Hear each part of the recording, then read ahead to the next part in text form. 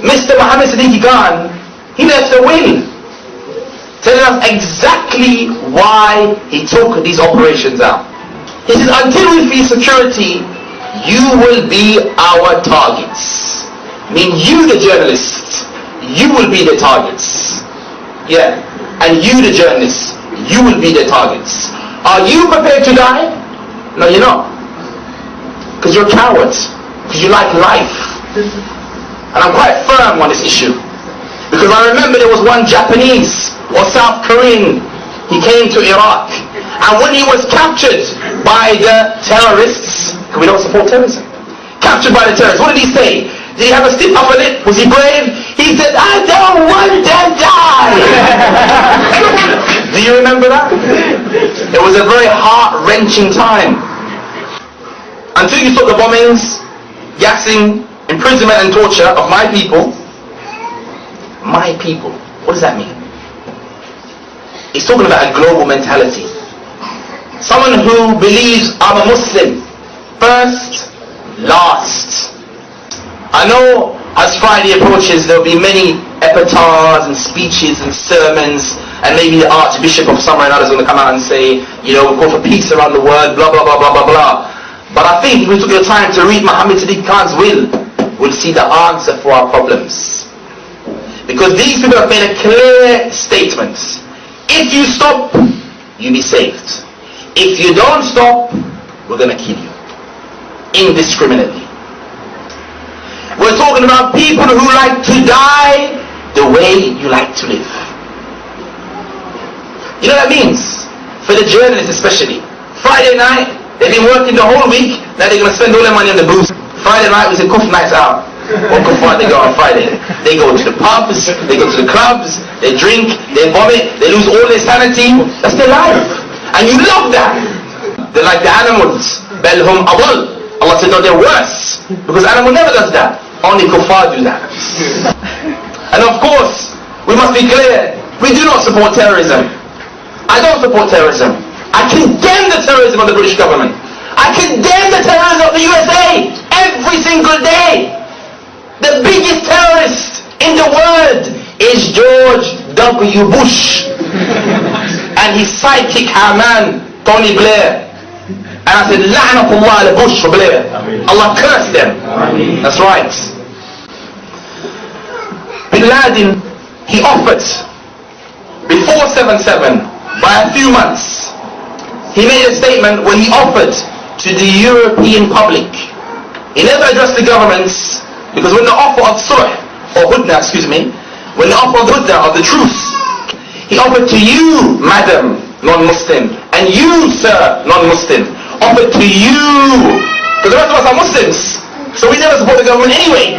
He offered to you, offer of truce. And did you respond, madam? Did you respond, sir? No. Therefore, you're to blame as well. People talk about 9/11. They said 9/11, 3,000 killed. I was watching it just the other day on the news. SubhanAllah. That was a day that changed many people's lives. Especially those inside the tower. There was one woman, a black woman, if you remember her, in 9/11. She came out of the smoke and she... I'm gonna cry. It's so touching, honestly. She came out and she said she was covered inside dust, smoke, and she goes, I was here the last time as well. It's so touching. Look to Spain. Example of what happened in Spain. The Spanish, they too were part and parcel of the war against him. And the then Prime Minister, he sided with his ally inside the White House, George W. Bush, to wage war against the Muslims. And what did the Mujahideen do? And I say Mujahideen, obviously, the word is terrorist. Terrorist, Mujahideen. Anyway, terrorists, what did they do? They decided to do an attack. In the heart of Madrid, the capital of Spain, with all the security, with all the CCTV cameras, with all the awareness about terrorism, didn't help in the end. You cannot stop someone who's determined to die, but more importantly, to take you with him. Israeli soldier, He had dual citizenship. He was a French national. In the Israeli army, there are numerous people from around the world.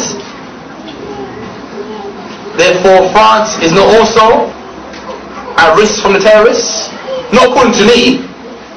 But if we apply their formula, I can see maybe France could be Paris, could be the Eiffel Tower, who knows? It's a reality, something to be considered. I know I like to joke a lot, but if you think about it, why not? The Jewish community outside of Palestine, they have a role also to play in the condemnation of the apartheid, pirate state, cancerous state of Israel. The Jewish community in the UK need to condemn the terrorism of the Israeli state, vocally, publicly, in the streets, demonstrations, boycott Israeli goods from the Jews themselves. That should be their role. Otherwise, who knows what could happen? 7/7.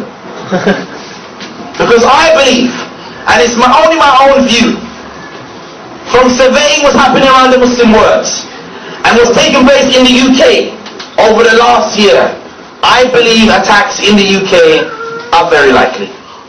And I refer once again to the chief of police who said, inevitable, can't be stopped.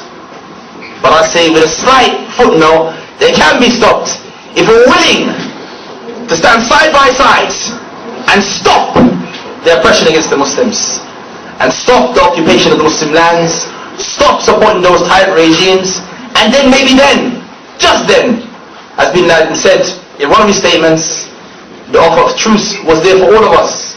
If we had risen in the UK and shown that we're against the government, maybe there would have been no 7/7. But the destiny is in your own hands. If you make the effort, I'm sure that those terrorists see that and maybe not bomb you again.